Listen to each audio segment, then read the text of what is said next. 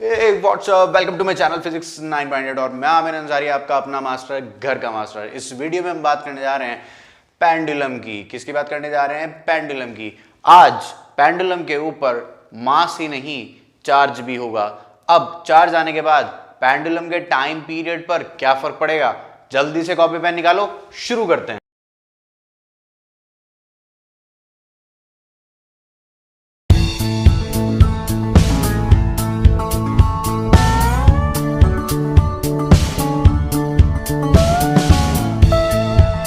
तो बाबा आज पढ़ने जा रहे हैं पेंडुलम। तो पेंडुलम के बारे में हम कुछ ऐसा जानते हैं कि यार एक धागे से हमारा कोई मास लटका है एम, बात समझ में आई, जिस पर नीचे की तरफ कोई फोर्स लगती है एम जी, और उसके टाइम पीरियड का जो फॉर्मूला आता है वो आता है हमारे पास 2 pi under root L by G. G नहीं, जी इफेक्टिव बोल यार, क्या बोलेगा? G effective. ठीक है, ये जी इफेक्टिव क्या है इसके बारे में भी अभी सीख ही जाएंगे। फिलहाल मैं तुझे ये समझाना चाहता हूँ कि जो पेंडुलम हम 11वीं क्लास में पढ़ के आए थे, तू सब जानता है कि यार 11वीं क्लास में पेंडुलम आया था, उसका तूने टाइम पीरियड कैलकुलेट किया था, कोई डाउनवर्ड फोर्स थी जिसके इन्फ्लुएंस में वो वापस आ रहा था, तो कुछ ऐसी बातें तू करके आया हुआ है। तो आज मैं यहाँ पर इलेक्ट्रोस्टैटिक्स में तुझे पेंडुलम क्यों डिस्कस कर रहा हूँ, क्योंकि यहाँ पे पेंडुलम के साथ जो उसका मास है, पेंडुलम का जो मास है, मैं उसके साथ चार्ज लेकर आने वाला हूँ। बात समझ में आ गई क्या? क्या लेकर आने वाला हूँ? चार्ज। बात समझ में आई तुझको? तो ये देख, चार्ज अगर आ जाएगा तो क्या क्या जिंदगी बदल जाएगी पेंडुलम की। ध्यान से देख, अभी तक जो हमने देखा वो सिंपल एक पेंडुलम था। तो मैं तुझको ये समझाना चाहता हूँ कि यार आज दो पेंडुलम लटके हुए हैं, दो पेंडुलम ऐसे लटके हुए हैं एक ही पॉइंट से। बात समझ में आई क्या? उनका सस्पेंशन पॉइंट सेम, मतलब दो गोल गोल लटके हुए हैं। बात समझ में आ गई क्या? लेंथ एल है, लेंथ एल है, इसका मास एम है, इसका मास एम है। लेकिन सोच के देख जरा सा कि अगर कोई और चीज नहीं है तो यहाँ पर डाउनवर्ड फोर्स है एम जी। डाउनवर्ड फोर्स क्या है बाबा? एम और जी, और इसके ऊपर भी क्या लग रही है? एक डाउनवर्ड फोर्स एम जी, जिसके इन्फ्लुएंस में दोनों लटके हुए हैं। बात समझ में आ गई है? सोच के देख, अगर मैं दोनों को क्यू चार्ज और क्यू चार्ज पकड़ा दूं और वो अर्थ सरफेस पे हूं, कहां पर हूं? On earth surface, on earth surface, on earth surface बात चल रही है। कहाँ बात चल रही है? On earth surface. तो बाबा अगर ऐसा कुछ हो गया तो देख जिंदगी कैसे पलटेगी। कि यहाँ पर जो ये दो पेंडुलम ऐसे लटके दिखाई दे रहे थे, वो अभी दूर दूर भागने की कोशिश में होंगे। कहाँ पे होंगे? दूर दूर भागने की कोशिश में होंगे। बात समझ में आ गई क्या? ध्यान से देख, ध्यान से देख, ध्यान से देख, ध्यान से देख। अरे अरे अरे, ये रहा बाबा, ये रहा। तो ये दूर दूर भागने के चक्कर में होंगे। बात समझ में आ गई क्या? तो यार ये लेंथ एल है, ये लेंथ एल है, ये मास एम है और ये मास एम है। बात समझ में आ गई क्या? तो यार ये धागे से जो लटके हुए हैं, तो यहाँ पर इसमें कुछ धागे में टेंशन भी आ रही होगी, खिंचा हुआ होगा, क्योंकि इसके ऊपर भाई दो फोर्स लग रही है। कितनी फोर्स लग रही है? ध्यान से देख, दो फोर्स लग रही है। एक फोर्स लग रही है नीचे, जिसको क्या कह देंगे? M g. बहुत ही शानदार भाई, बहुत कुछ पता है तुझको तो। और ये किधर लग रही होगी, जो कि क्या होगी? F E, electrostatic repulsion. क्यों? क्योंकि इसके ऊपर क्यू चार्ज भी है, इसके ऊपर कोई क्यू चार्ज भी है। एक फोर्स इधर आ जाएगी एफ ई। तो बाबा अगर इसके ऊपर कोई फोर्स एफ ई और नीचे की तरफ कौन है? एम जी लग रही होगी, तो सवाल ये है, फाइंड टेंशन इन स्ट्रिंग। सवाल क्या है? Find, find tension in string. क्या सवाल है बाबा? Find tension in string. सुन रहा है ना? सो तो नहीं रहा है? कॉपी पेन तैयार रख, लिखता रहे साथ साथ। Find tension in string. बात समझ आ गई क्या? सर नेक्स्ट बार जब वीडियो देखूंगा ना तब लिख लूंगा। अबे गधे, टाइम नहीं है, निकला जा रहा है टाइम। तो टेंशन की अगर बात कर ली उसने, तो देख बहुत ध्यान से सुन, दो सॉल्यूशन मैं तुझे इसके दूंगा। ठीक है, तो सॉल्यूशन के नाम पे देख अपन क्या कर सकते हैं। यार सबसे पहले तो तुझे ये समझ में आना चाहिए कि मैं एक फ्री बॉडी डायग्राम अगर बनाऊं, तो ये वही अपना पार्टिकल है, इसके ऊपर दो फोर्स लग रही हैं। इसके ऊपर क्या लग रही हैं? दो फोर्स लग रही हैं। ध्यान से देख, जल्दी देख। एक फोर्स इधर लग रही है एफ ई, और एक फोर्स नीचे की तरफ लग रही है कौन? M g. बात समझ में आ गई क्या? तो भाई ये दोनों के बीच में जो एंगल है वो कितना है? 90 डिग्री है। तो इनका रिजल्टेंट निकाल ले यार। इनका क्या निकाल लेगा? रिजल्टेंट। और रिजल्टेंट कहीं इनके बीच में ही आने वाला है। रिजल्टेंट कहीं इनके बीच में ही आएगा सर। 45 डिग्री पे आएगा, क्योंकि तेरी आंखों में प्रोटेक्टर लगा हुआ है जो तुझे दिख गया 45 डिग्री पे आएगा। ऐसा नहीं कह सकते। बात समझ में आ गई क्या? तो मैंने बस इतना कहा कि इनके बीच में आएगी इनकी नेट फोर्स, मतलब एफ ई और एम जी का जो रिजल्टेंट आएगा वो इस डायरेक्शन में आएगा। और यहाँ ऊपर की तरफ कौन होगी? धागे की टेंशन। ये रही धागे की टेंशन, धागे में जो टेंशन आ रही है। तो टेंशन किसके इक्वल हो गया बाबा? एफ नेट के इक्वल। अगर ये रुका हुआ है तो एफ नेट के लिए मैं कुछ ज्यादा बकवास ना करते हुए तुझे जल्दी से बता दूं कि यहाँ पे वेक्टोरियल एडिशन कर दे, मतलब एफ ई का स्क्वायर कर दे, साथ में क्या कर दे? एम जी का स्क्वायर कर दे। समझ में आया क्या? सर एक और बात तुझे बता दिया, ये गिवन है कि इनके बीच में कुछ सेपरेशन है एक्स, ये क्या है? ये भी गिवन है। मतलब तुझे क्या क्या गिवन है? एल गिवन है, मास गिवन है, क्यू गिवन है, और एल एक्स एम क्यू ये गिवन है। ठीक है, तो तुझे एफ नेट निकालनी, तो तूने क्या कर दिया? Under root F E square plus M G का स्क्वायर। सर ये कैसे किया? मैंने कहा भाई जब कोई भी दो फोर्स अगर 90 डिग्री पे लगी हो, कोई भी दो फोर्स अगर 90 डिग्री पे लगी हो, तो उनका रिजल्टेंट ऐसे निकालते हैं, अंडर रूट एफ वन का स्क्वायर प्लस एफ टू का स्क्वायर। सर साथ में वो नहीं आएगा 2f1 f2 cos थीटा? मैंने कहा भाई वो cos 90 है, जीरो हो जाएगा। तो ये आ गई एफ नेट बाबा। सर एफ ई और बता देते। मैंने कहा भाई एफ ई में कौन सी बड़ी लोड है? ध्यान से देख, ये के कौन है? इलेक्ट्रोस्टैटिक कांस्टेंट वाला। तो के क्यू स्क्वायर, देख मेरी फोटो के पीछे आ गया हुआ है, तो ये दिख नहीं रहा होगा। ठीक है, मैं बोल रहा हूँ के Q square divided by X square. ले अभी दिख गया होगा, देख अभी दिख गया क्या? के Q square divided by X square. समझ में आया? तो एफ नेट तू ये निकाल चुका था, बस इसको पुट करना बाकी है। तो एफ नेट या टेंशन, टेंशन किसके इक्वल आ गई बाबा? Tension in string under root F E square plus M G का स्क्वायर, यानी K Q square divided by X square plus M G का होल स्क्वायर बाबा, एम जी का होल स्क्वायर। यहाँ पर भी एम जी का स्क्वायर है, ये समझ में आएगा? तो ये टेंशन आ गई। चल अभी तेरे से वो कहे कि यार तुझे बाकी सब चीजें दी हुई हैं, बस तुझे एक्स की वैल्यू निकालनी है, find separation between the charges. तुझे क्या बताना है? Find separation between the charges. Question दूसरा तैयार हो गया भाई तेरे लिए, ध्यान से देख। क्वेश्चन क्या है कि यार वापस अपने पास दो पेंडुलम ऐसे लटके हुए हैं किसी कॉमन पॉइंट से। बात समझ में आ गई क्या? यहां से कॉमन पेंडुलम लटके हुए हैं।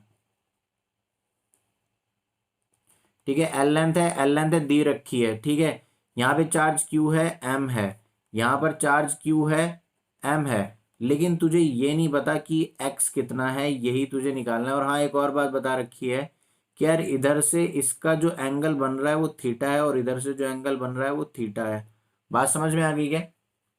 ऊपर वाले सवाल में मैं तुझे एक सॉल्यूशन और बताना भूल गया कि तू टेंशन के कंपोनेंट कर सकता है, वो मेथड 2 है। समझ में आया? उसके अंदर टेंशन के कंपोनेंट कर सकता है। ले मैं तुझे दिखाऊं अभी वापस जाके, ध्यान से देख। तू यहाँ पे टेंशन के कंपोनेंट रिजॉल्व कर सकता है कि अगर इसको मान ले कि ये थीटा है और ये वाला भी थीटा हो जाएगा, तो टेंशन का ऊपर कंपोनेंट क्या आ जाएगा? टी कॉस थीटा, और यहाँ पर कंपोनेंट क्या आ जाएगा? T sine theta. अभी तू दो इक्वेशन बना, टी कॉस थीटा, ले मैं यहाँ पे लिख रहा हूँ, ध्यान से देख, T cos theta is equal to M G, और दूसरी इक्वेशन ये मेथड 2 है बाबा, T sine theta is equal to F E. बात समझ में आ गई क्या? तो दो, इस वाले को इक्वेशन 1 बोल दे और इस वाले को इक्वेशन 2 बोल दे। अब 1 स्क्वायर प्लस 2 स्क्वायर कर दे, मतलब ये कर दे 1 का स्क्वायर प्लस 2 का स्क्वायर। तो देख लेफ्ट हैंड साइड पे तो सिर्फ टी बचेगा, टी स्क्वायर। बात समझ में आ गई क्या? और यहाँ पे क्या बचेगा? एम जी का स्क्वायर प्लस एफ ई का स्क्वायर। क्या तू पहुंच गया यहीं पे? बात समझ में आ गया? तो ये मेथड 2 है। वापिस आते हैं अपने उसी सवाल पे, बहुत ध्यान से देख यार, कि क्वेश्चन दे रखा है एल है, लेंथ ऑफ पेंडुलम है, मास एम है और चार्ज क्यू है। ये सब बातें तुझे बता रखी हैं। तेरे से एक्स पूछा गया है। ठीक है, क्या पूछा गया है? एक्स। एक कंडीशन और दे रखी है कि थीटा जो है वो बहुत छोटा है, थीटा बहुत छोटा है, थीटा इज स्मॉल। समझ में आ गई तुझको बात? Theta is small, find find x, ऐसा पूछ लिया तेरे से। बात समझ में आ गई क्या? चल अभी सॉल्यूशन देख फटाफट से। तो यार हुआ क्या, वापस अपने को वही बात समझ में आई कि यार इसके ऊपर तो दो फोर्स लग रही होंगी हर पेंडुलम के ऊपर। यहाँ पर देख ले और चाहे यहाँ पर देख ले। ठीक है, एल लेंथ है, एल लेंथ है, एक तरफ देखते हैं जरा सा हो क्या रहा है। यहाँ पे क्या लग रही है? एम जी लग रही है नीचे, और इस साइड क्या लग रही होगी? एफ ई लग रही होगी। बात समझ में आ गई क्या? ये वाला क्या है अपना x है, इसी को तो निकालना है भाई, इसी को तो निकालना है। तो बहुत ध्यान से देख कि यहाँ पे अगर तू देखे कि ये वाला ट्राइंगल में थीटा एंगल उसने दिया हुआ है, बात समझ, ये गिवन है बाबा, ठीक है, बाकी सब गिवन है, तुझे x निकालना है, फाइंड x, ठीक है। तो ये वाला अगर थीटा है तो बहुत ध्यान से देख के यार, क्या तुझे यहाँ इस ट्राइंगल में ट्रिग्नोमेट्री लगती हुई दिखाई दे रही है, ठीक है, वो क्या है बहुत ध्यान से देखते हैं अभी। देख भाई, हु, तो भाई यहां पर अगर ये वाला थीटा है तो मेरी बात सुन यार, क्या ये वाला एंगल भी थीटा ही होगा? बात समझ में आ गई क्या? तो यहां पर टू टेन थीटा लिख सकता है, और टेन थीटा को क्या लिख सकता है, f E by M g. Sir मेरी समझ में नहीं आ रहा है, मैंने कहा चल अच्छा मैं तुझे एफ बी डी बना के दिखाता हूँ। ये अपना पार्टिकल एज्यूम कर, ठीक है, इसके ऊपर एक फोर्स लग रही है इधर एफ ई, और नीचे क्या लग रहा है, एम जी। मान ले कि इस डायरेक्शन में रिजल्टेंट आ रही थी एफ नेट। बात समझ में आ गई क्या? तो सुन, vectors are movable in space, तो एफ ई क्या तू इधर लगा सकता है, ठीक है, और ये वाला एंगल क्या है, ये थीटा है, ठीक है। तो टेन थीटा किसके इक्वल आ गया, f E by M g के इक्वल आ गया। बात समझ में आ गई क्या? एक और बात है यहाँ पे कि एफ ई तुझे पता है एफ ई कितना है, एफ ई कितना है, हम्म, के Q square divided by X square. अभी तूने ऊपर देखा ना कि एफ ई किसके इक्वल है, जल्दी जल्दी बोल, K Q square divided by X square. सो मत, साथ साथ लिखता रहे, ठीक है, पॉज करता रहे, साथ साथ लिखता रहे। अभी उसने एक सवाल में एक बात बोली थी कि यार थीटा है ना बहुत छोटा है, तो अगर थीटा छोटा है तो टेन थीटा को हम साइन थीटा से रिप्लेस कर सकते हैं। ये स्मॉल एंगल अप्रोक्सीमेशन है बाबा, और जरूरत पड़ने पर हम इसको थीटा भी लिख देते हैं। तो वापस आते हैं यार इस वाले क्वेश्चन में, यहाँ टेन थीटा वाले स्टेप पे आते हैं। तो मैंने इसको क्या लिख दिया, साइन थीटा लिख दिया, किसको, टेन थीटा को, और यहाँ पर ये एफ ही था ही अपना, तो क्या क्या है ये, के Q square divided by X square, क्योंकि देख दोनों पे चार्ज क्या है, इस पर भी चार्ज क्यू है और इस पर भी चार्ज क्या है, क्यू है। तो के Q square divide by X square, नीचे ऑलरेडी एक एम जी है।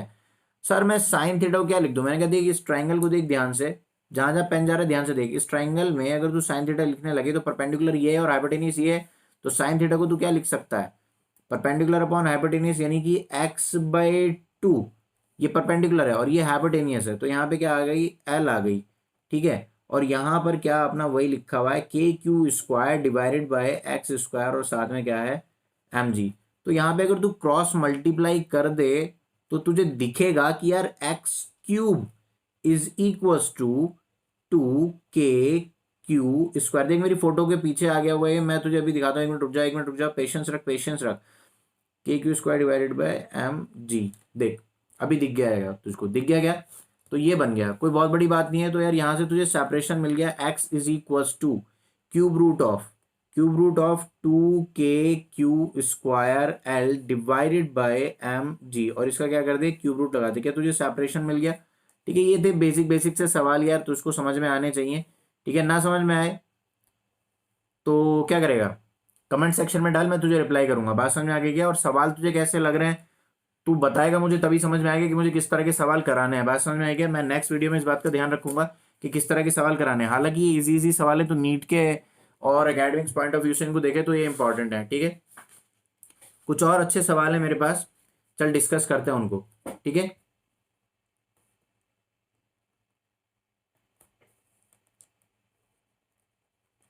कंसेप्चुअल है, बहुत स्टैंडर्ड सवाल है, हर कोचिंग में डिस्कस होते हैं, और जेई मेंस और एडवांस के लिए मतलब कॉम्पिटेटिव पॉइंट ऑफ व्यू से इंपॉर्टेंट है ये सवाल।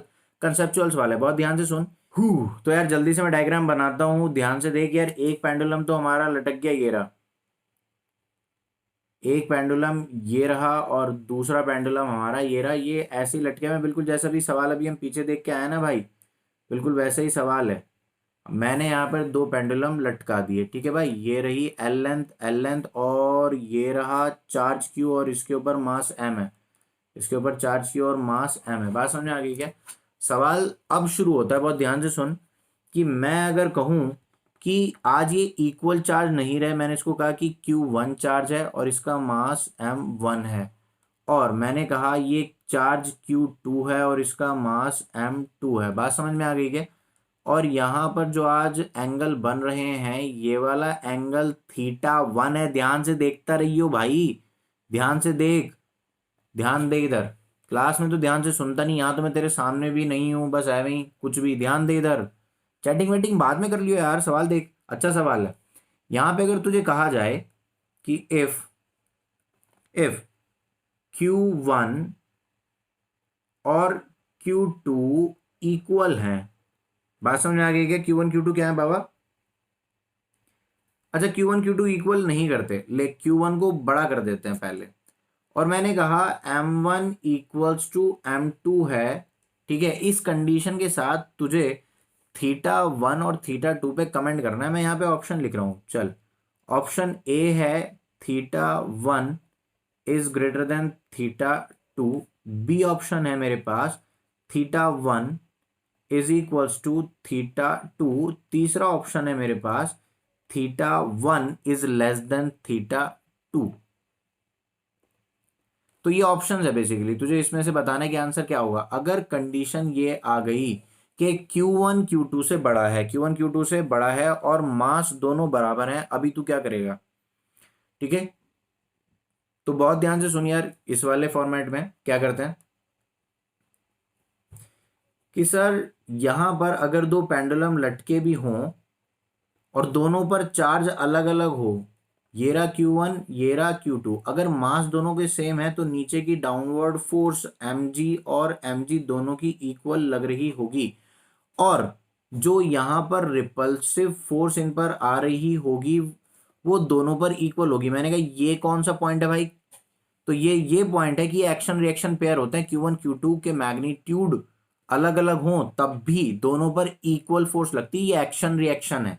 समझ में आ गया? तो जब दोनों पर बातें सेम हैं तो बहुत ध्यान से देख, चाहे तो हम बात करें θ1 की और चाहे हम बात करें θ2 की, तो θ1 की अगर हम बात कर लें,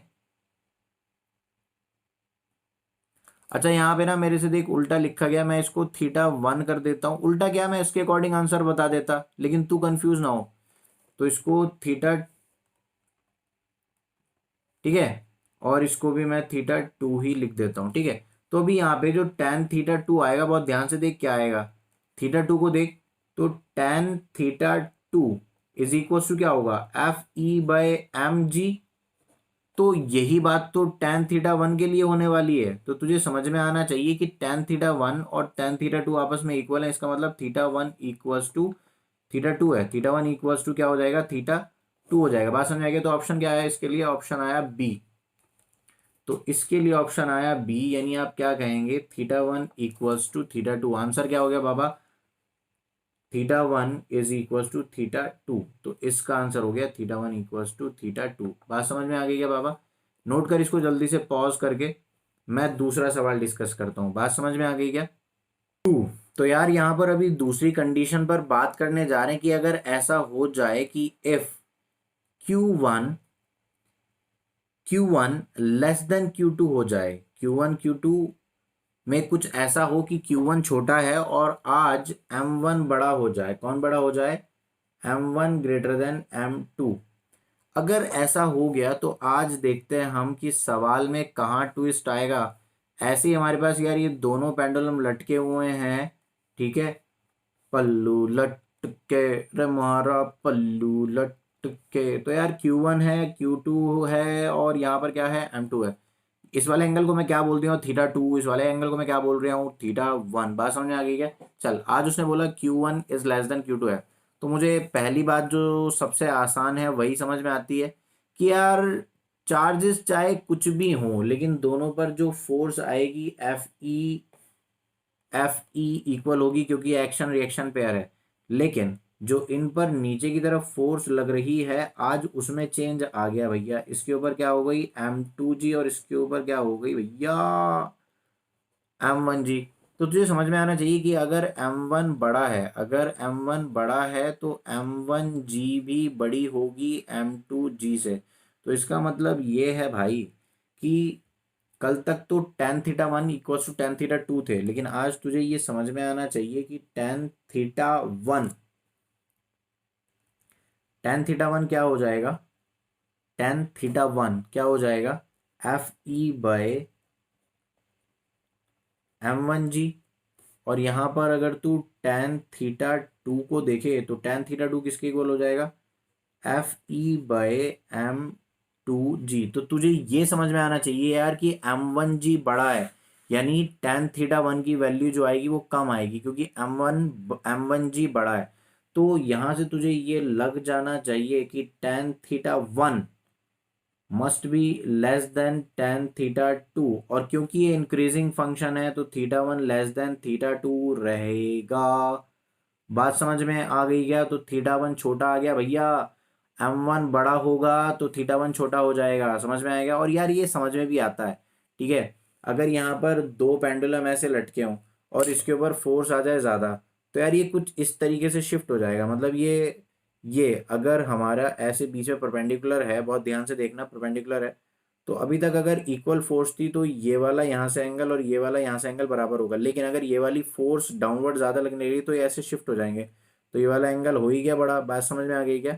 ये कुछ ऐसे शिफ्ट हो जाएगा। तो आज थीटा वन छोटा है बाबा, ठीक है। लास्ट केस एक और कंसीडर करते हैं यार। अगर ऐसा हो जाए कि Q1 does not equal to Q2 और आज M2 बड़ा हो जाए, समझ में आया क्या? चल इसको भी डिस्कस करते हैं, जल्दी से कॉपी कर इसको, फिर और करते हैं। हु तो यार इसका आंसर तो क्या आ गया था, theta one less than theta two. Last case एक और कंसीडर करते हैं कि यार अगर Q1 Q2 के इक्वल हो ही नहीं और तुझको ये कह दिया जाए कि आज M1 छोटा है और M2 बड़ा है, अगर ऐसा सवाल पूछ लिया जाए तो क्या होगा? आजा इसका भी एनालिसिस कर लेते हैं, ठीक है। वापस कंसिडर करते हैं कि यार अपने पास दो पेंडुलम है, एक पेंडुलम ये रहा और दूसरा पेंडुलम ये रहा, ठीक है। दोनों का मास सेम नहीं है, दोनों का मास सेम नहीं है, लेकिन लेंथ दोनों की सेम है, एल है एल है। और यहाँ पर क्या है, Q1 है, M1 है, Q2 है और साथ में क्या है बाबा, M2। आज बात सुन, आज क्या है, तू इसका आंसर खुद दे सकता है, पॉज करके आंसर दे, ठीक है। तो यार नीचे क्या है, यहाँ पर M2G है, नीचे क्या है M2 इंटू जी, और यहाँ पर नीचे की तरफ क्या है M1 इंटू जी। भैया चाहे Q1 कुछ भी हो जाए, Q2 कुछ भी हो जाए, लेकिन इनके ऊपर जो इंटरेक्शन फोर्स है एफ ई रहेगी, सेम रहने वाली है। बात समझ में आ गई क्या? आज अगर M2 बड़ा हो गया तो ऊपर वाले का बिल्कुल अपोजिट आंसर हो जाएगा, theta two is less than theta one.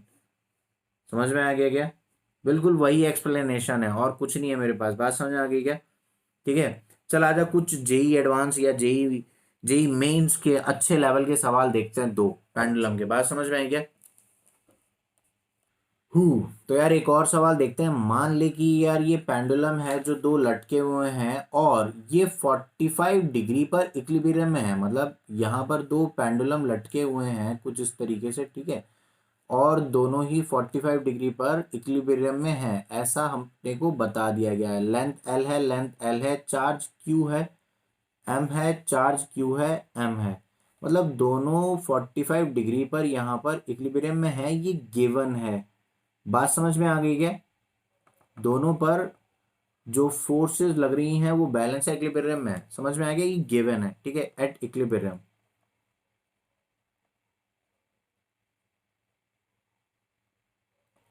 Equilibrium में है तो अच्छी बात है, लेकिन अभी किया क्या किसी ने, इनको दोनों को 55 डिग्री तक उठा दिया। मतलब ये ऐसे थे इक्विलिब्रियम में, इनको दोनों को क्या किया, ऐसे 53 ऐसे करके छोड़ दिया। तो अब ये वापस आने की कोशिश करेंगे इक्विलिब्रियम पे। बात समझ में आ गई कि मैंने ऐसे इनको करा और छोड़ दिया, तो ये वापस आएंगे कि नहीं आएंगे? तो यार देख हुआ क्या कि इनको किसी ने 53 डिग्री मतलब दूर दूर करके छोड़ दिया, तो ये वापस आने की कोशिश करेंगे। जब वापस आएंगे तो किसी एक्सेलरेशन से आएंगे। बात समझ में आ गई क्या? तो जिस इंस्टेंट पे ये 53 डिग्री एंगल बना के बैठे हुए हैं, लेंथ एल है, लेंथ एल है, चार्ज क्यू है, चार्ज क्यू है, मास एम है, मास एम है, इनको 53 डिग्री, क्या बोला, 53 डिग्री पर छोड़ दिया। बात समझ आ गई? रिलीज कर दिया। फाइंड एक्सेलरेशन,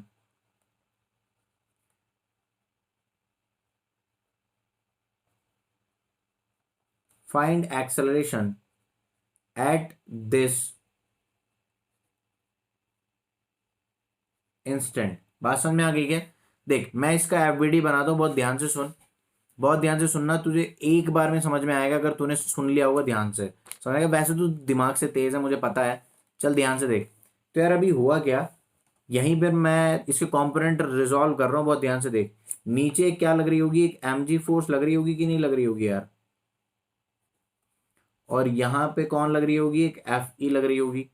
तो समझने वाली बात ये है कि यार mg के ना दो कंपोनेंट हो जाएंगे। मैं इसका एफबीडी बनाता हूँ, ले अलग से बना देता हूँ।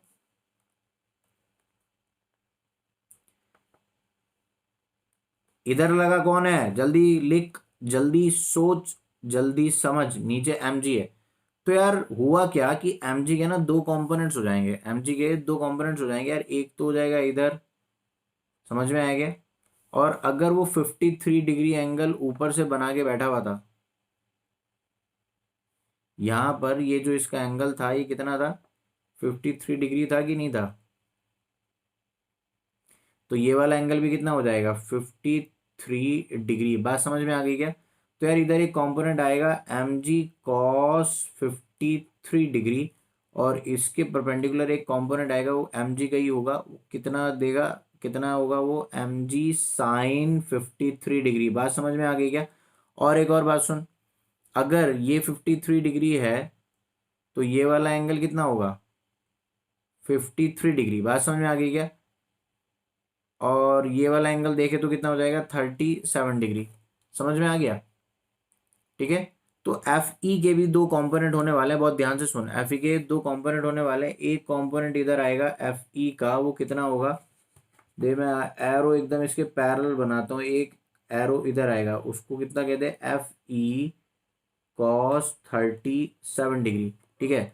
और एक कंपोनेंट आएगा बिल्कुल इसके अपोजिट, यहाँ पे क्या कर दूं मैं, f e sine 37 degree, sine 37 degree. अब मेरी बात सुन, यहाँ इस वाली डायरेक्शन में तो कोई मूवमेंट है नहीं, मूवमेंट है तो इस डायरेक्शन में है। बात समझ में आ गई क्या? मूवमेंट अगर है तो वो इस डायरेक्शन में है।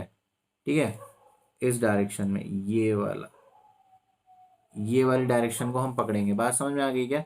तो यहाँ पर एक्सेलरेशन निकालने के लिए क्या कर देगा तू, नीचे वाली फोर्स जो इसको नीचे खींच रही है, mg साइन 53, क्या लिख देगा, mg sine 53 degree minus f e sign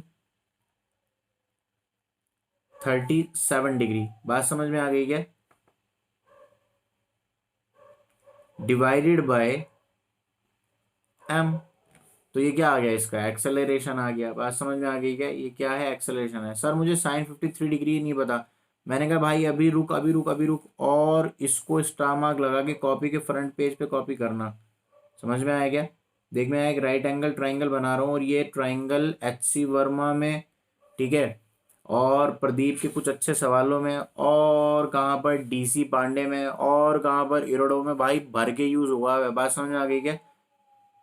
तो यहाँ पर 3 के सामने वाला एंगल कितना हो जाएगा, 37 डिग्री, 37 डिग्री, और ये वाला एंगल कितना हो जाएगा, 53 डिग्री। बाबा इसको कॉपी के फ्रंट पेज पे बना लेना और याद रख लेना। बात समझ में आ गई क्या?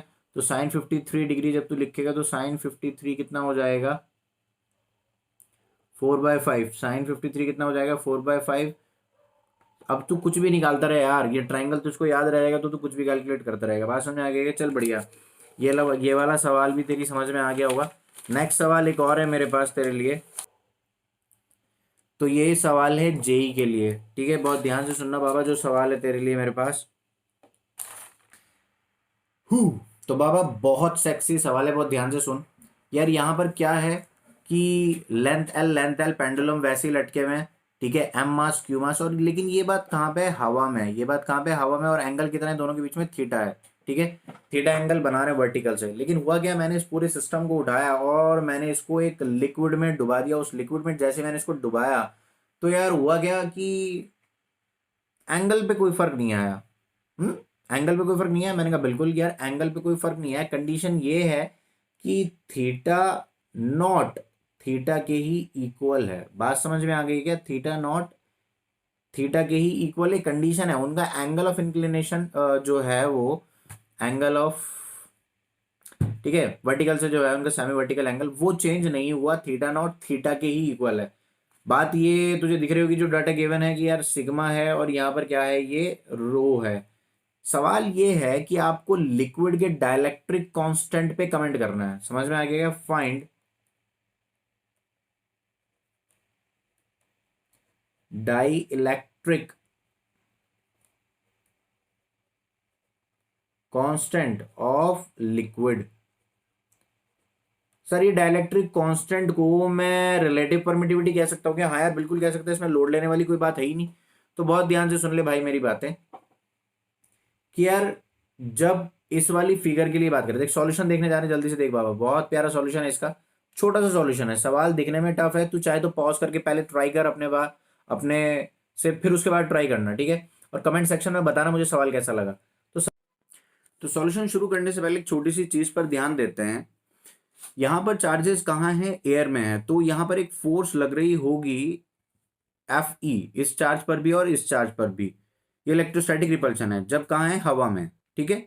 हवा में है तो एफ ई दोनों पर इक्वल। लेकिन जब लिक्विड में आ गए, किसी मीडियम में आ गए, तो यहाँ पर आज एफ ई नहीं रहेगी, वो इलेक्ट्रोस्टैटिक जो इंट्रैक्शन इनके बीच में चेंज हो जाएगा, तो एफ ई डैश लिखूंगा। सर ये चेंज हो जाएगा क्यों? क्योंकि इलेक्ट्रोस्टैटिक फोर्स या कोलम्बिक फोर्स मीडियम डिपेंडेंट होती है, तो यहाँ एफ ई ना होके एफ ई डैश हो जाएगी। बात समझ में आई? और यहाँ पर नीचे की तरफ जो फोर्स रहेगी वो एम जी ही थी आज भी। हवा में बात करें तो नीचे की तरफ डाउनवर्ड फोर्स क्या है? mg। और भले ही लिक्विड में चले जाएं तब भी नीचे की तरफ क्या रहेगी? mg। एक ऊपर की तरफ फोर्स और आएगी लिक्विड में डूबने की वजह से, जिसको हम बाउंड फोर्स कहते हैं, उसको भी देखेंगे। पहले हम टेन थीटा लिखते हैं। टेन थीटा यहाँ पर जब हवा वाला केस है तो लिख रहे हैं, तो क्या हो जाएगा? पीछे भी देख कर आए, f E by M g हो जाएगा। बात समझ में आई? और यहाँ पर जब हम लिक्विड में लिखेंगे तो टेन थीटा नॉट को हम क्या लिखेंगे? F E dash. क्या आ जाएगा? एफ ई डैश। और डिवाइड में जो आएगा वो आज एम जी नहीं आएगा, बॉन्ड फोर्स को भी कंसीडर करना पड़ेगा। तो एम जी माइनस एफ बी, ये नेट डाउनवर्ड फोर्स होगी। तो एफ बी क्या है? ये बॉन्ड फोर्स है, इसको भी हम लिखेंगे, ठीक है? तो आज क्या हो जाएगा? Tan theta naught is equal to F E dash divided by M G minus F b. बात समझ में आई आपको? तो पहले तो यहाँ पे एफ ई डैश की एक बात कर लेते हैं कि मीडियम डिपेंडेंट जो फोर्स है, तो एफ ई डैश क्या हो जाएगी? तो एफ ई डैश हो जाएगी F E bye dielectric constant, F E bye dielectric constant. देख मैं लिखता हूं यहां पर एफ ई डैश को कि जब मीडियम में बात करते हैं तो electrostatic force dielectric constant times reduce हो जाती है, तो एफ ई बाय के, ये के जो है ये रिलेटिव परमिटिविटी भी कही जा सकती है, डाइलेक्ट्रिक कांस्टेंट भी कहा जा सकता है इसको। तो ये एफ ई बाय के, ये के कौन है? डाइलेक्ट्रिक कांस्टेंट, जो हमें निकालना है बेसिकली। बात समझ में आ गई क्या? तो फाइनली अब हम यहाँ से एक क्वेश्चन में जो चीज गिवन थी कि theta is equal to theta naught है, तो हम ये भी लिख सकते हैं कि tan theta is equal to tan theta naught. समझ में आया? तो tan theta is equal to tan theta naught हमने लिख दिया। तो यहाँ पर हम इनको भी इक्वेट कर सकते हैं, जो इनकी राइट हैंड साइड है, क्या है वो? F E by M G और F E dash divided by M G minus F B. ठीक है? ठीक है भाई, इसको मैं ये वाली थोड़ा सा मैनिपुलेट और कर लेते हैं, एफ ई बाई के लिख दूं मैं एफ ई डैश को, ठीक है? और यहां पर क्या लिख दिया? एम जी माइनस एफ बी, कोई दिक्कत नहीं, ठीक है? अब इनको इक्वेट करते हैं, f e by m g मैं वहां पर भी करके कैंसिल करके दिखा सकता था, लेकिन मुझे पता है तू रोने लगता है। तो F e by m g, f e by k, और यहाँ पर क्या है साइड में इसके? एम जी माइनस एफ बी। बहुत शानदार, कोई प्रॉब्लम नहीं। तो एफ ई से एफ ई तो कैंसिल हो गया, तो जो डाइलेक्ट्रिक कांस्टेंट है उसको कैलकुलेट करना है, ठीक है?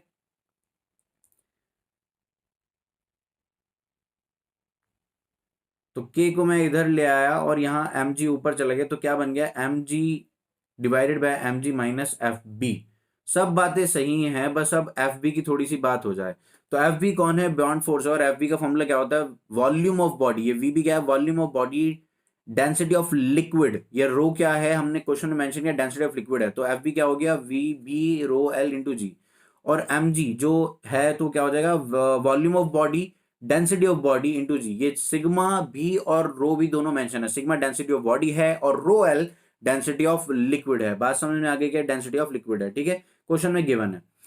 तो इन्हीं को बस वापस से पुट करना है यहां पर। तो एमजी की जगह आप क्या लिख दोगे? V B sigma into G, और इसकी जगह नीचे एमजी की जगह वापस से लिख दोगे V B sigma into G minus V B rho into G. ये रो डेंसिटी ऑफ लिक्विड है, मेंशन किया गया है, ठीक है। अब जब तू कॉमन लेगा ऊपर से और नीचे से, तो वी बी जी तो कैंसिल ही हो जाएंगे, बचेगा क्या? Sigma divided by sigma minus rho. बात समझ में आ गई क्या? तो ये है final answer, sigma upon sigma minus rho, मतलब dielectric constant is equal to density of body divided by density of body minus density of liquid, sorry density of liquid यानी कि रो। बात समझ में आ गई क्या? ये है आपका फाइनल आंसर। एक और सवाल है, ये तो फाइनल आंसर हो गया। एक और सवाल है जो कि बहुत सेक्सी सवाल है, देखते हैं हम, ठीक है। तो आपसे बात कर रहे हैं लामीज थ्योरम की। लामीज थ्योरम अगर आपको याद हो, हमने 11th क्लास में पढ़ी थी। तो लामीज थ्योरम कुछ ऐसा कहती है कि अगर एक पॉइंट पर तीन फोर्स लग रही हो, लामीज थ्योरम क्या कहती है कि अगर लेट अस सपोज कि ये एक पॉइंट है यहाँ पर, और उसके ऊपर तीन फोर्स लग रही हैं। बाबा कितनी फोर्स लग रही हैं? तीन फोर्स लग रही हैं कुछ इस तरीके से। एक फोर्स लग रही है ये, जिसको मैंने क्या नाम दे दिया? F1 vector. और एक फोर्स इस पॉइंट पर कुछ इस तरीके से लग रही है कि ये है F2 वेक्टर, और यहाँ पर एक फोर्स लग रही है, ये रही F3 वेक्टर। तो कहा ये जाता है कि ये तीनों फोर्स इस तरीके से लग रही हों कि F1 vector, F2 vector plus F3 vector ये कैंसिल कर जाएं, मतलब इस पॉइंट पर नेट फोर्स जीरो हो जाए। इस पॉइंट को अगर मैं कहूँ ये पॉइंट P है, तो net force on point P F net जो आएगी पॉइंट P पर, वो कितनी आएगी? जीरो। तो अगर ऐसा है तो यहाँ पर एक कंडीशन होती है बाबा कि अगर इसको आप नाम दे रहे हो, इस वाले एंगल को एक नाम दे दो अल्फा, इस वाले एंगल को नाम दे दो आप बीटा, और इस वाले एंगल को नाम दे दो आप गामा। तो एक कंडीशन यहाँ पर होती है जिसको हम लामीज थ्योरम के नाम से जानते हैं, F1 अपॉन साइन अल्फा। देख F1 लिखी तो उसके अपोजिट वाला एंगल लिखा साइन के साथ। बात समझ में आ गई क्या? ठीक है। तो F1 अगर लिखेंगे तो F1 divided by sine alpha, ठीक है, ये अल्फा, ठीक है। और दूसरी क्या बात है? F2 divided by sign beta. देख F2 के अपोजिट कौन सा एंगल है? ये बीटा एंगल है F2 के अपोजिट। और यहाँ पर क्या है? ये F3 divided by sign gamma. तो ये रिलेशन तभी फुलफिल होता है अगर तीनों फोर्सेस का नेट जीरो आ रहा हो। बात समझ में आ गई क्या? तो ये है लामीज थ्योरम, ये क्लास 11th में पढ़ाई जाती है। बात समझ में आ गई क्या? सर यहाँ पे क्यों पढ़ा रहे हो? मैंने कहा एक सवाल कराना है तुझको लामीज थ्योरम पर बेस्ड। ध्यान से देख कि यार ऐसे एक सवाल है कि यहाँ हुक से एक पार्टिकल, या मैं कहूँ पेंडुलम, यहाँ पे लटका हुआ है। बात समझ में आ गई क्या? और यहाँ यहाँ यहीं इसी पॉइंट से एक दूसरा पेंडुलम ऐसे लटका हुआ है। बात समझ में आ गई क्या? ठीक है। तो ये एक दीवार है, बहुत ही फेमस सा सवाल है ये लामीज थ्योरम पर बेस्ड। तो भाई दोनों पार्टिकल का मास m है और चार्ज q है, और इसकी जो लेंथ है वो कितनी है? वो l है, लेंथ l है, और इसकी भी लेंथ l है, ठीक है। और ये दोनों एक दूसरे से थीटा एंगल बना के बैठे हैं। इसका भी चार्ज q है, मास m है, और इसका भी चार्ज q है, मास m है। बात समझ में आई? आपसे जो सवाल है वो ये है कि आप इसके अंदर टेंशन बता दो। Tension in string, find tension in string. बात समझ में आ गई क्या? तो इस सवाल को बहुत ध्यान से देखो, डायग्राम का ही सारा खेल है, डायग्राम का ही सारा खेल है, बहुत ध्यान से देखना। मैं थोड़ा सा इसको बड़ा करके बनाता हूँ डायग्राम को।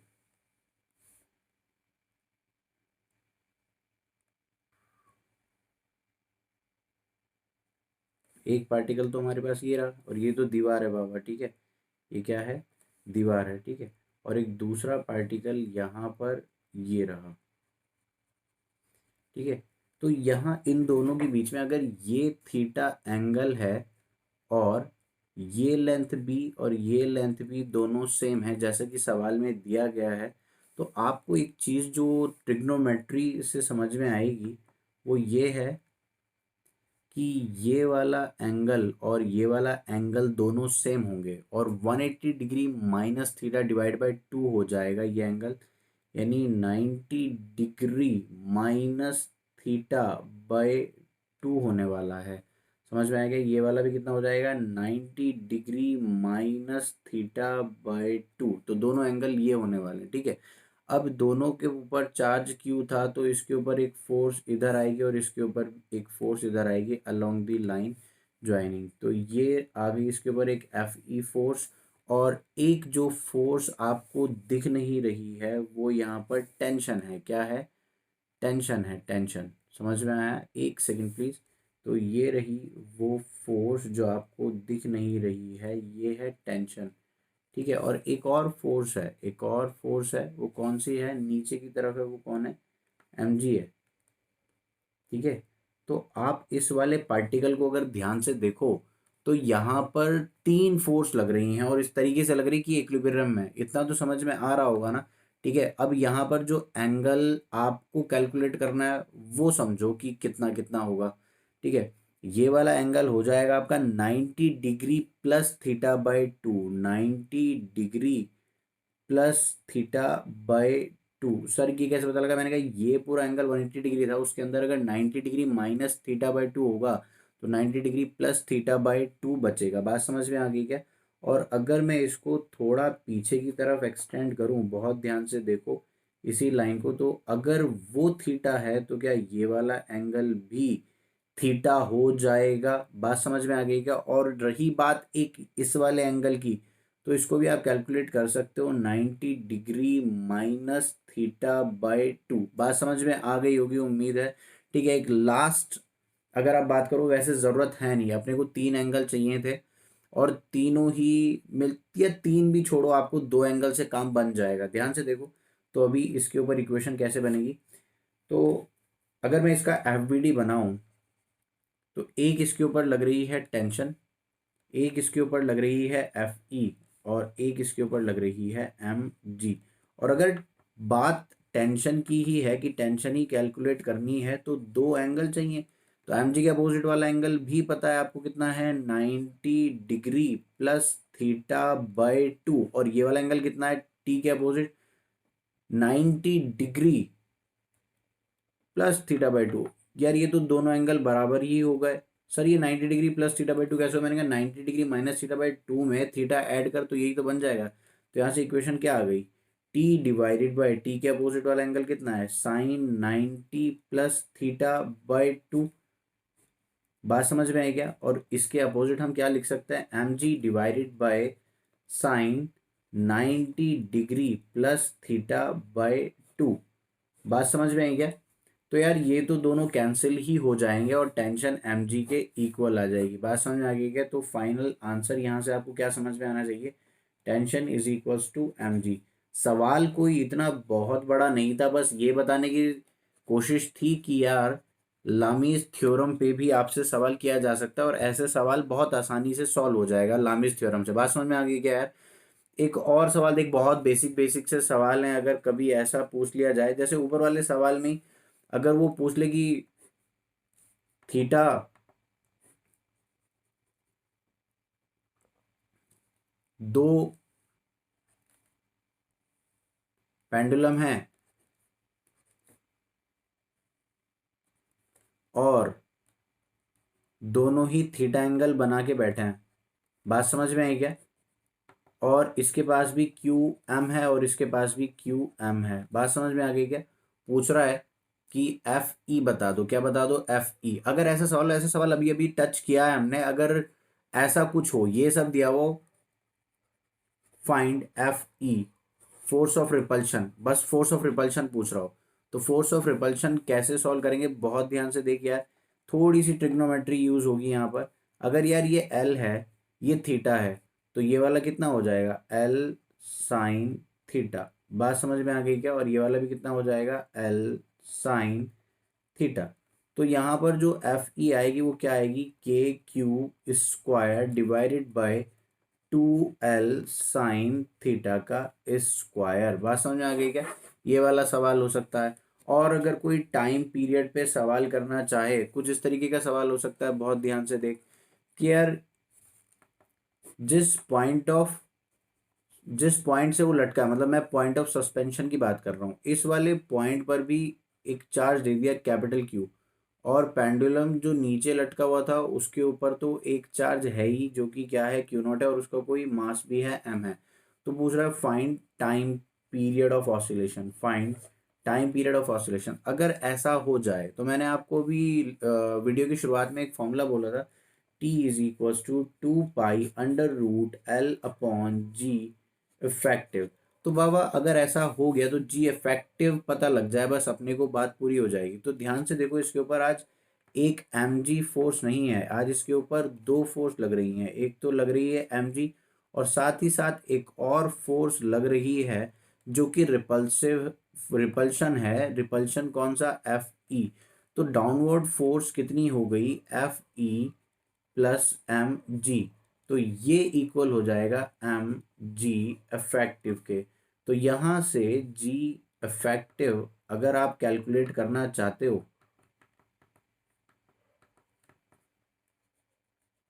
तो यहाँ से अगर आप जी इफेक्टिव कैलकुलेट करना चाहते हो तो क्या हो जाएगा, f e plus M g divided by M.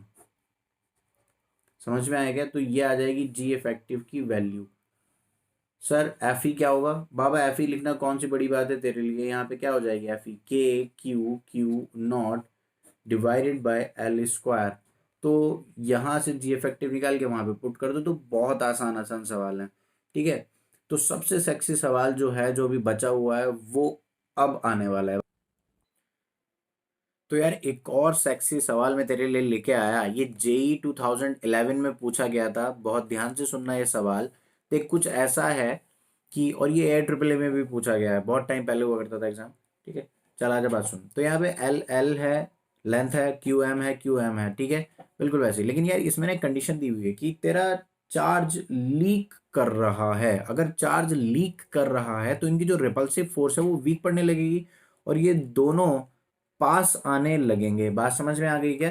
जब इनकी रिपल्सिव फोर्स वीक पड़ने लगेगी तो mg जो इनको कहाँ लाना चाहता है, बिल्कुल यहाँ पे सेंटर में लाना चाहता है, यहाँ पे लाना चाहता है इनको mg। इसके ऊपर भी mg का एक कंपोनेंट काम कर रहा होगा, इसके ऊपर भी mg का एक कंपोनेंट काम कर रहा होगा। बात समझ में आ गई क्या? तो बात सुन बहुत ध्यान से। फिलहाल हमें सिर्फ एल दे रखा है, क्यू दे रखा है, एम दे रखा है, और थीटा दे रखा है। बात समझ में आ गई क्या? तो उसने ये कहा कि कांस्टेंट रेट पे चार्ज लीक कर रहा है, तो इनकी velocity of approach distance x पे, डिस्टेंस एक्स भी दे रखा है कि डिस्टेंस एक्स पे कैसे डिपेंड करेगा। बात समझ में आ गई क्या? एक छोटी सी हिंट है तेरे लिए यहाँ पे कि ये मानना था कि थीटा स्मॉल है, थीटा इज स्मॉल मान ले, और एक्स इज स्मॉल, क्या मान ले, एक्स इज स्मॉल, ये मान ले। इन दोनों में से कोई भी एक चीज मान ले तो सवाल हो जाएगा, ठीक है। तो सॉल्यूशन की तरफ बढ़ते हैं, बहुत ध्यान से देख। अभी अभी हमने एक ऐसा सवाल किया था जिसके अंदर मैंने सेपरेशन निकाला था, सेपरेशन का एक रिलेशन निकाला था। उसमें क्या था यार, tan theta tan theta is equals to F E by M g था। सर मेरी कुछ समझ में नहीं आ रहा है। मैंने कहा ले मैं दोबारा समझा देता हूँ, वरना वीडियो तू शुरुआत से देखता आ रहा है, तुझे समझ में आ ही गया होगा कि इसके ऊपर क्या लग रहा है, एफ ई, और नीचे क्या लग रहा है, एम जी। अगर तूने ये देख लिया तो तुझे टेन थीटा समझ में आ जाएगा। अब क्योंकि थीटा बहुत छोटा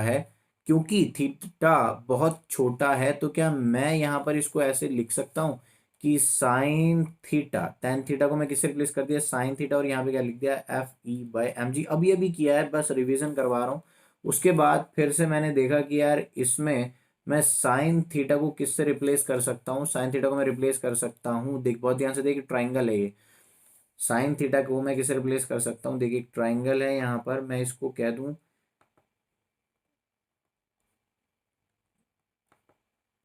ये वाला जो डिस्टेंस है यार, ये तो एल है,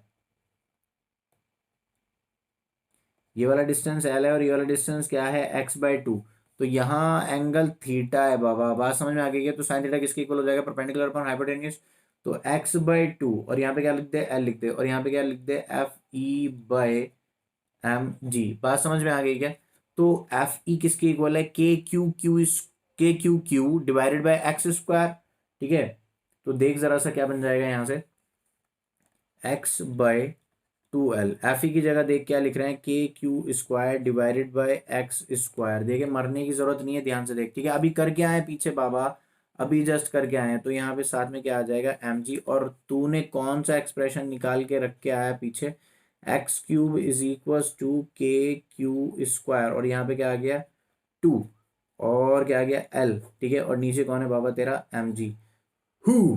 तो यार यहाँ से एक छोटा सा मैनिपुलेशन करना है बस, इसके बाद तू ये लिख ही सकता है शायद। क्यू को एज इट इज इधर रखा रहने दे, ठीक है, बाकी सब उधर ले जा। तो यहाँ पे क्या आ जाएगा, x³, साथ में कौन चला जाएगा, mg, और नीचे कौन चला जाएगा भाई, बहुत ध्यान से देख, नीचे कौन चला जाएगा, 2k और l। और यहाँ पे अगर Q² था तो इस पूरे का क्या कर दे, स्क्वायर रूट लगा दे। क्या लगा दे, स्क्वायर रूट। बात समझ में आ गई क्या। तो यार x की पावर क्या आ गई, 3/2, और बाकी सबको ऐसे के ऐसे ही लिखा रहने दे, mg डिवाइडेड बाय 2kl, और इसका भी क्या कर दे, 1/2। तो अगर ध्यान से देखे, तेरा m कांस्टेंट है, g कांस्टेंट है, 2 कांस्टेंट है, k कांस्टेंट है और l कांस्टेंट है, इसके अंदर से कुछ चेंज नहीं हो रहा। समझ में आ गया। और इधर कौन है, q। तो अब ध्यान से सुन बाबा, यहाँ है समझने वाला एक स्टेप। इसको मैं क्या करूंगा, differentiate with respect to time. तो इसको डिफरेंशिएट कर रहे हैं टाइम के रिस्पेक्ट में, कैसे करेंगे बहुत ध्यान से सुन। देख ये सब तो कांस्टेंट है ही, तो ये कांस्टेंट को ना मैं कोई के डैश बोल देता हूँ। क्या बोल देता हूँ, के डैश बोल देता हूँ।